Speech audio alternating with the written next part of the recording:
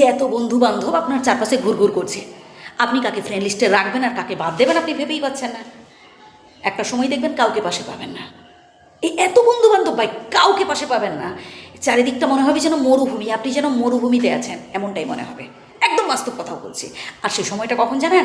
যখন বিপদে পড়বেন, যখন পকেট ফাঁকা হয়ে যাবে, যখন চাকরি বাকরি থাকবে না, তখন দেখবেন এই চারিদিকটা মনে হবে আপনার কাছে যেন মরুভূমি, কাউকে পাশে পাবেন না।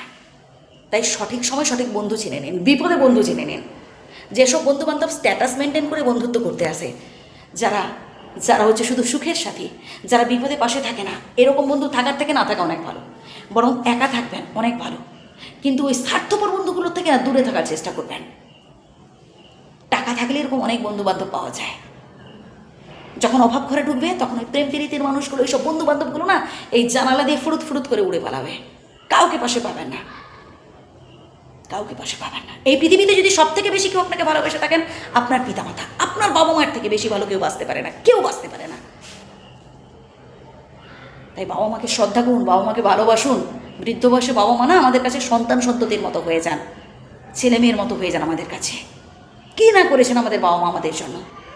আর আমরা আমাদের যখন মাথায় হাত পেয়ে যাই আমরা ভুলেই যাই, আমরা আমাদের দায়িত্ব কর্তব্য সব ভুলে যাই। আমরা শুধু নিজেদের স্বার্থটাই দেখি। মানে আমরা নিজেদের ফ্যামিলি মানে এটাই ভাবি যে স্বামী স্ত্রী আর বাচ্চা কাচ্চা, মানে সন্তান স্বামী স্ত্রী, এটাই হচ্ছে আমাদের সংসার। আজ আপনি যদি আপনার বৃদ্ধ বাবা মায়ের সাথে খারাপ আচরণ করেন, শ্বশুর শাশুড়ির সাথে খারাপ আচরণ করেন, একটা সময় দেখবেন আপনার ছেলে মেয়েও আপনার সাথে খারাপ আচরণ করবে। কারণ তারা তো দেখছে, শুনছে, তারা তো এসব শিখছে। তাই আমাদের সংশোধন হওয়া উচিত। সর্বপ্রথম আমাদের একটু চেঞ্জ করা উচিত। আজ পর্যন্ত যা হয়েছে ভাই, এবার থেকে এই ভুলগুলো একটু সংশোধনের চেষ্টা করুন। নিজেদের ভালোর জন্য অন্তত নিজেদের ভালোর কথা ভেবে একটু সংশোধনের চেষ্টা করুন। এই পৃথিবীতে ভাই আপনি সবাইকে কাঁদাতে পারেন, খারাপ ভালো অনেক কাজ করতেই পারেন, কিন্তু জেনে রাখুন একটা সময় ফল ভোগ করতেই হবে। আজ আপনি যদি অন্যায় কাজ করেন, একটা সময় দেখবেন আপনার সাথেও কেউ না কেউ অন্যায় কাজ করছে। তাই কখনো কোনো অবস্থাতেই ভাই কাউকে কাঁদাবেন না। আপনার কারণে জানে যাতে কেউ চোখের জল না ফেলে এই চেষ্টা করবেন। কারোর উপকার করতে নাই পারুন, কখনো কারোর ক্ষতি করবেন না। কারণ ঢিলটা উপরের দিকে ছুঁড়লে সেই ঢিল সর্বপ্রথম নিজের ওপরেই পড়ে, সর্বপ্রথম নিজের ওপরেই পড়ে।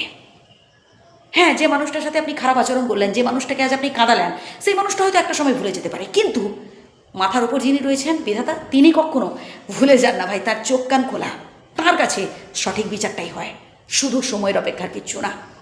হ্যাঁ, আপনি যদি মন থেকে ক্ষমা চান, আপনি যদি মন থেকে অনুতপ্ত হন, আপনার ভুল স্বীকার করেন মন থেকে, তাহলে হয়তো সেক্ষেত্রে বিধাতার থেকে শাস্তি আপনি কিছুটা কম পাবেন। কিন্তু শাস্তি আপনাকে পেতেই হবে, কারণ আপনার কারণে একজন চোখের জল ফেলছে, আপনার কারণে একজন কেউ কাঁদছে, আপনি কাউকে কষ্ট দিয়েছেন, এর শাস্তি তো আপনাকে ভোগ করতেই হবে।